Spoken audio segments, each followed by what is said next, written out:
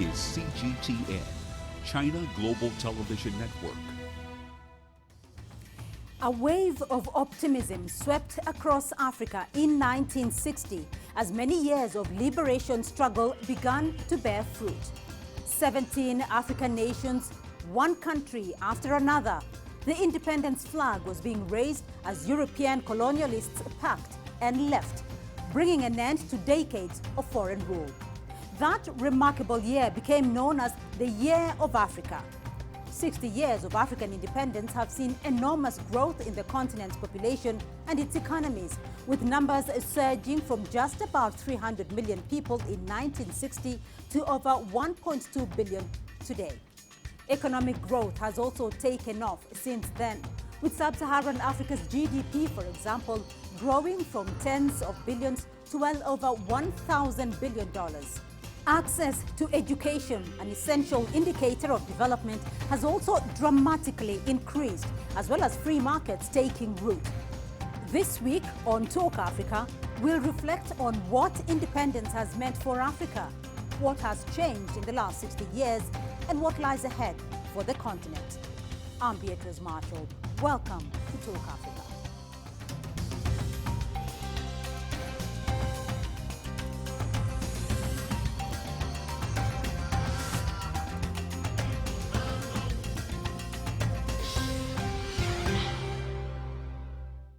The African Union, previously the Organization of African Unity, has seen it all. Through the lens of the African Union, the continent's story over the last 60 years can be told from a consolidated perspective.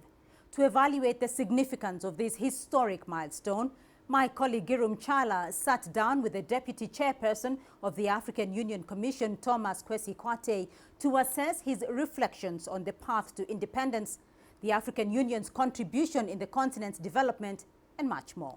Let's take a listen.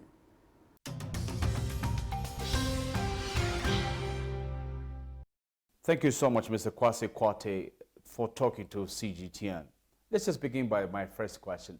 What is your recollection of the 1960s Africa decade of independence? Well, growing up in Ghana at the time of independence, as children, we were caught up with our first president's enthusiasm and optimism for Africa. He always urged us, even as children, to think Africa. All the time we learned the names of every head of state, every radical movement, every liberation movement. So we grew up with that. Now, 60 years down the line, I believe Africa has come a long way. A lot of young Africans probably think that Africa should have moved further than that. But I believe that Africa has progressed. We have the era of liberation over. Now is the era of integration, economic progress. And this integration is underpinned by the recently signed agreement for the Continental Free Trade Area, and which headquarters we think poetically is Accra, Ghana. We have a very bright young South African lawyer who's leading this charge. This is the first time that we have had a treaty signed by all the states, and the enthusiasm is high. So we are optimistic. We now under the leadership of a very inspiring South African President, Cyril Ramaphosa, who used to follow in the days when university as a COSA to head, and he's bringing all that experience to bear on the leadership of the African continent. So there's room for hope, there's room for optimism.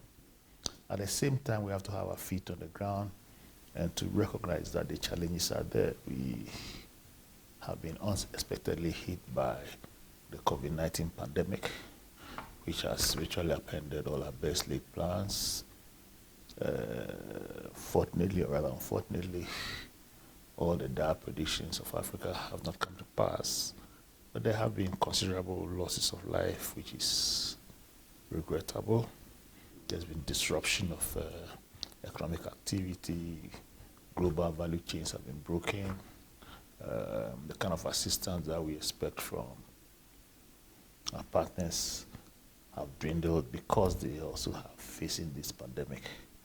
But I believe that as a continent, this has brought us together. It has made us recognize the need for integration and solidarity and communication and collaboration.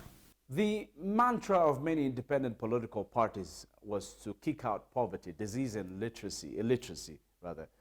What are your recollections of the past work in pursuit of these goals 6 decades later? You know,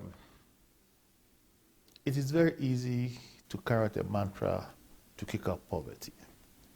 But you must understand that poverty didn't just come on its own. Poverty is the result of history. And to be able to kick out poverty, you might be able to develop your productive ability, your productive capabilities.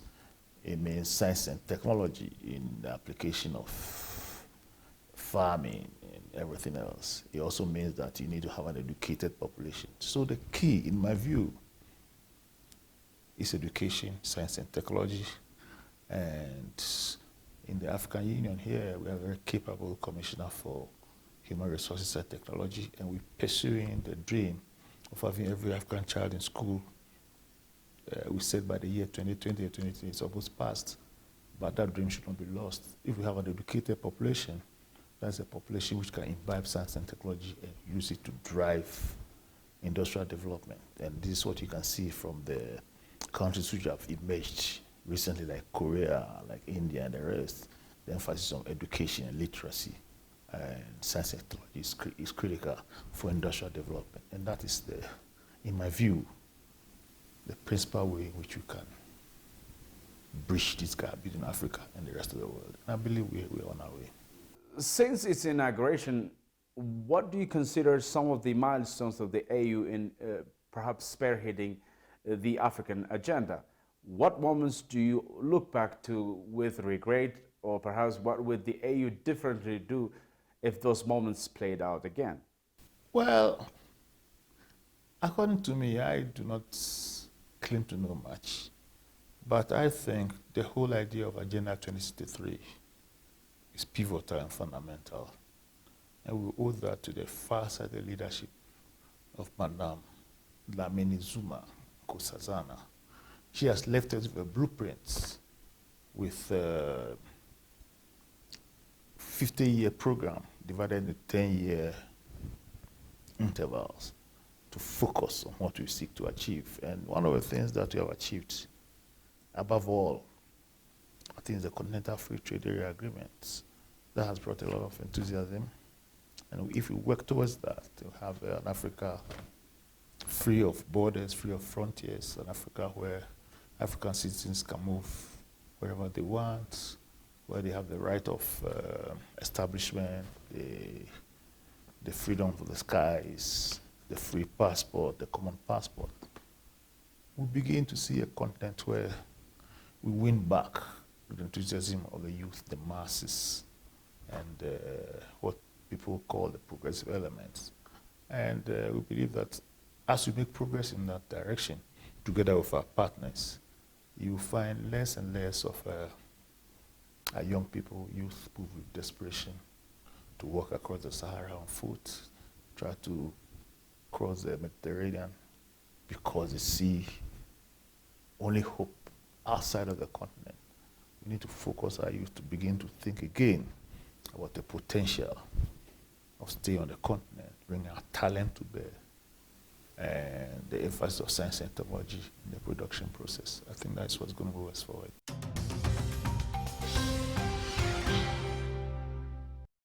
All right, very insightful conversation there. Now, to build up on that, I'm joined by my panel of experts in Lagos, Nigeria.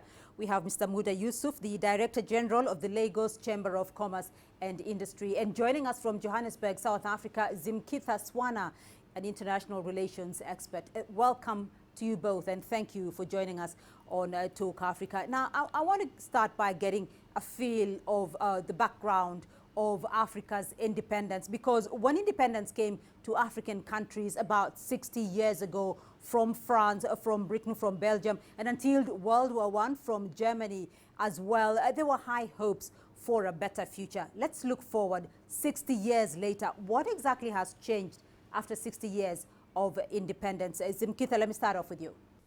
Thank you for having me. I'd like to start off by saying that Africa has had a different story for each of our 54 different states, and we can definitely differentiate and draw different lessons from each of the countries. But most certainly we can say that from the 80s and 90s, we consider Africa's economic and development story to be the lost years, where there was economic decline, famine, and rampant civil warfare throughout the continent. However, from the 2000s, the turn of the century until 2015, we see incredible growth within the continent, a decrease in the number of conflicts, an overall improvement in the percentage of the proportion of the population which is in poverty, although the absolute numbers have actually continued to grow due to population growth. We have also been able to improve the continent's natality and mortality rates. The continent has been rising in certain regards. We have been able to consolidate good governance and democracy. In many countries, we've been able to have more or less peaceful elections and consolidation of democracy all across the board. However, I must note that the development story is not the same across the continent. And for some countries, they have experienced growth which is above the global GDP growth rate of 4% from 2000 until 2015. Yet for others, they've been below that. Mr. Muda Yusuf, I want to get your thoughts here. The question of Africa's model of development, what exactly it should be. That has been a debate that keeps coming up. Looking back at the 60 years of independence and the assessment of the development across the continent, would you say Africa's development model has delivered? Well, I wouldn't say it has been okay, because I think the model that possibly will have worked very well is a model that opens up the economy a lot more, a model of a more liberal economy that allows for a good flow of foreign capital, because right now we seem to have some level of economic nationalism in some of the African countries, which is limiting the capacity of these countries to attract investment, to attract private capital. And as you know, many of the African countries are very weak in terms of their capacity to generate capital, in terms of their capacity to invest in infrastructure, and they need funding to do this. So the model that I think that I believe should have worked is to have a model that is more liberal in terms of allowing the inflow of capital, a model that is not too focused on closed economies, not too protectionist and all of that, and a model that emphasizes issues of productivity and competitiveness in the economy. I think these are the things that I think should be the emphasis in terms of economic management models. All right, Zimkitha, I'm hearing from you both, though, that the economic aspect of Africa seems to have improved over the last 60 years. And when we look at countries at independence 60 years ago, there are, of course, those that you mentioned, like Rwanda, that, you know, have leapfrogged other countries. What is it that has made some countries stand out and left others lagging behind? What has caused the transformation? What are the drivers of stability and transformation in those countries? I think the first driver of transformation in the countries where we've seen impressive economic growth in sub-Saharan Africa has been the diversification of the economy in terms of its financing structures. So those countries who have become less reliant on development aid, such as Botswana, such as South Africa, such as Rwanda, have seen an important change in their democracy, their democratic strength, and in their economic strength. I want to emphasize, though, that although we have had growth, which has actually been above even the global rate of GDP from 2000 to 2015, we have not had sufficient growth, which is important to note, because to deal with poverty, to make a real dent in poverty, you need about 7% of growth, whereas we were at about 4% of growth. It is important to note that at some point in the last 10 years, we have been out of the top six out of the 10 top performing economies, or fastest growing economies, Africa has been part of that. So in terms of embracing more technology, that has also been a strength, and moving away from the commodities-based structure. We've seen in Kenya a very important move to de-link the currency price from the commodity, which has been able to bring about some economic stability within the country. Also, African countries such as Nigeria, Kenya, and Angola have developed and focused on their infrastructure within the country to stimulate economic growth and to create opportunities for investment for local and foreign investors. All right, we'll leave it there for the moment, but we are going to take a short break. Now, when we return, we'll have more on the progress in the past 60 years and what lies ahead. To stay with us.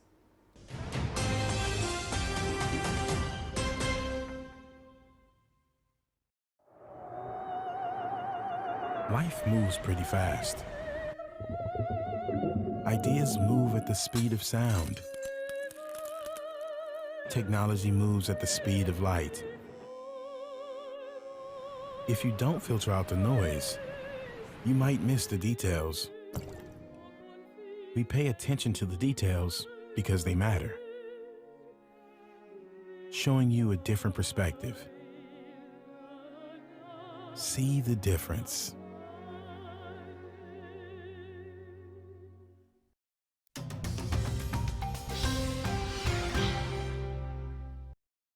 Welcome back to Talk Africa. Still with us from Johannesburg, Zimkitha Swana and Muda Yusuf joining us from Lagos. Muda Yusuf, there's been a lot of talk about Africa rising, that narrative having been with the continent for a number of years now. Africa is seen as the world's fastest growing continent. Does the term Africa rising still hold sway today? Africa has been rising, and we have seen some performance in terms of economic growth. The growth rate generally has been very high and higher than what we find in many of the advanced economies. But this is essentially as a result of the fact that the potentials for growth are much higher here in Africa than in many other advanced economies. So the opportunities for growth is much higher. We are blessed with quite a whole lot of natural resources, most of which are still untapped. So all of these things have created room or created opportunities for rapid growth. But we have not been able to properly unlock the potentials because of our weak productivity. Our productivity remains a major problem. The other time we were talking about growth models. But whatever model we are looking at, if the productivity is low, there's very little progress that will be achieved, because the quality of infrastructure, which is very key to productivity in Africa, is very poor. The investment in infrastructure is weak, the institutions are weak, and all of these things are limiting the competitiveness of African firms. Because the beauty of a business, or the beauty of any investment, is also to be able to go beyond the shores of Africa, to also be a global player. Those things are very key. And you cannot be a global player if you don't have infrastructure. If your productivity is weak, you cannot be competitive. Zimkitha, looking at that deficit in infrastructure and the progress that the continent has made, of which Mr. Muda Yusuf says not enough has been done in terms of infrastructural development to spur economic growth, what are the key areas of opportunity that Africa can capitalize on, though, for its development? Africa will soon be on a precipice where they must make the most of our demographic, which soon we will have the youngest population in the world. By 2050, we will have the youngest population in the world, which means the most available workforce. However, African countries do not spend enough money on human capital development, on the education. If you were to look at the proportion of the GDP which goes into education spending, it's insufficient for the kind of development that we would need, and in order to upskill our workforce to be prepared for the development that we foresee. We have largely inherited the education system from our colonial predecessors. We need to seriously interrogate what kind of skills we would need for the future economy, and to make sure that our institutions, our educational institutions, live up to the requirement for the kind of workforce that we'll need in order to ensure development. Currently, we've got a high level not only of unemployment of unskilled labor, but even graduates are highly unemployed on the continent, which means that the academic institutions which we are sending our students and our youth to are insufficient in terms of equipping people to have the necessary skills in order to bring about an industrial or green industrial revolution on the continent. People need to be able to be skilled in terms of entrepreneurship, because gone are the days of seeking a job. In order for us to be able to drive our economy forward and make the most of our demographic bonus, which we'll have in 2050, we must develop entrepreneurs, technicians, and serious industrialists. Otherwise, we will miss out. And Africa can collapse into quite a lot of civil unrest if we don't make the most of this. All right, so what I'm hearing from you both is that Africa has made a lot of progress economically in the democratic space, but not enough has been done over the last 60 years. Muda Yusuf, to you first though, what could Africa have done better? Well, what we will have done better first is to have a model that produces good leaders. Because what we have seen is the adoption of this democratic model from the Western countries, and we implant it on our continent, and we now find out that the electoral process, the transition process, the democratic process have not been throwing up quality leadership.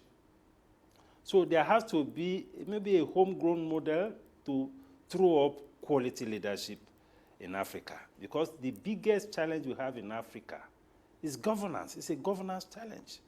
The opportunities are there, the resources are there, the people are there, but because the quality of leadership, the quality of governance, there's a huge deficit, it is making it difficult for us to be able to optimize these opportunities.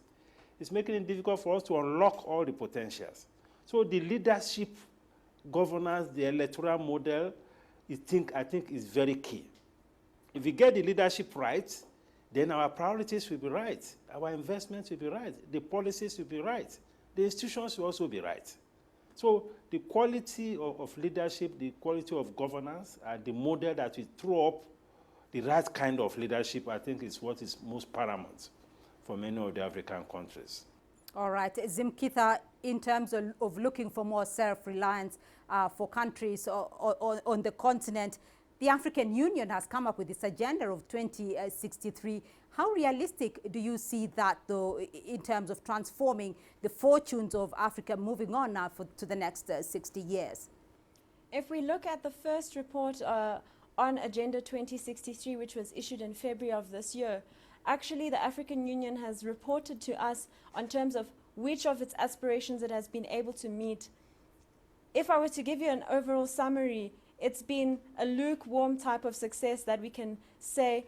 In the areas where they have said to be performing well, we see about 40 to 48% of achievement. But in the issues that matter, such as an aspiration to enforce the rule of law, to consolidate democratic institutions, the African Union has fallen short in terms of those aspirations. We also see that in terms of Agenda 2063, only 31 out of the 54 countries have submitted their reports, which means that if this policy or this vision for the African continent were to be actualized, we need to drill down a little bit more on the African countries who are not even submitting reports, and we need to suggest how it is that we are going to recover for the shortfalls in terms of meeting the targets. If you meet only 44% of the aspiration which you have set by 2019. What does that mean? If you only meet 16% in terms of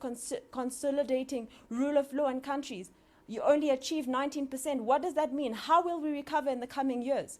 I'd like to make an example of silencing the guns by 2020, which was an aspiration set up by Agenda 2063, which is one of the pillars of the process in order to achieve our vision. By 2020, it is clear that the guns in Africa will not be silent. There will not be an end to war, which means it is a knock-on effect on the rest of the progress that the policy can make. What I mean to say is that in many areas, the Africa agenda is falling short. It's not clear how they aim to recover, how they've lost time, and we need to know, will this 2063 be actualized, or will we have to push it forward? All right, so we are going to wind up in a moment, but Muda Yusa, I do want to get your thoughts on this as we wind up. Looking back over the last 60 years, and in your view, what is Africa proud of after 60 years of independence? Well, we can be proud of the fact that we are now, first of all, independent, just as you said. We knew what we went through with apartheid in South Africa and all of that. The struggle was an African struggle. We were able to overcome that.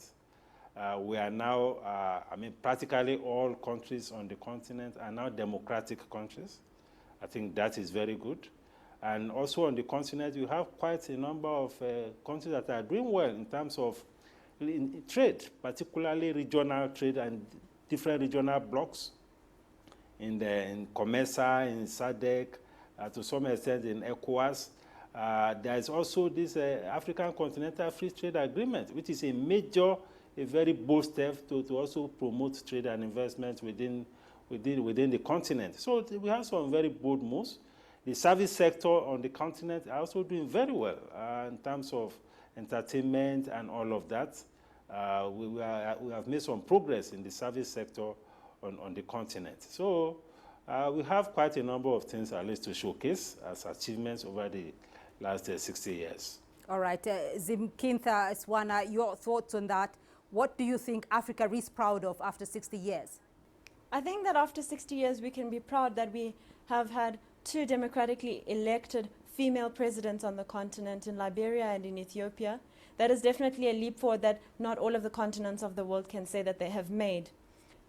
We can also be very grateful for the fact that the Organization of African Unity was transformed into the African Union, that we have maintained a truly Pan-African organization and institution, and it has broad-based objectives. We have also had many other follow-up institutions and organs which stem from that organization, in that Africans seem to want to solve their own problems, seem to want to engage on their own issues, that Africa is no longer looking to a white savior. I think, and the last thing that we can sincerely be proud of is the fact that we are making a serious effort to consolidate our democracies. Elections are becoming more peaceful. We are also attracting more international investment. And the fact that we can stand on the international stage and represent ourselves well. And lastly, I would say that we can also be proud of our tourism industry. Africa is one of the hotspots in terms of attracting tourism, and that contributes quite a lot to our continent's GDP. So we will make headway in terms of standing on our own 2 feet, having an economy that can provide for each and every one of our citizens. All right, ending on a very positive note, and adding on to that, Zimkintha, Malawi as well has had a female president, former President Joyce Banda. Mauritius as well has had a president Joyce. as well. So several African women presidents have been seen on the continent. So we'll leave it there for today's edition. That's all we have time for on this edition of Talk Africa. A big thank you to our panel in Lagos, Nigeria, Mr. Muda Yusuf, Director General of the Lagos Chamber of Commerce and Industry, and in Johannesburg, South Africa, Zimkintha Swana, International Relations Expert. Remember, we'd love to hear your feedback, and do keep the conversation going online through our social media handles on Facebook, Twitter, and YouTube. And do tune in again next week for more Talk Africa. From me, Beatrice Marshall. Until next time, it's goodbye.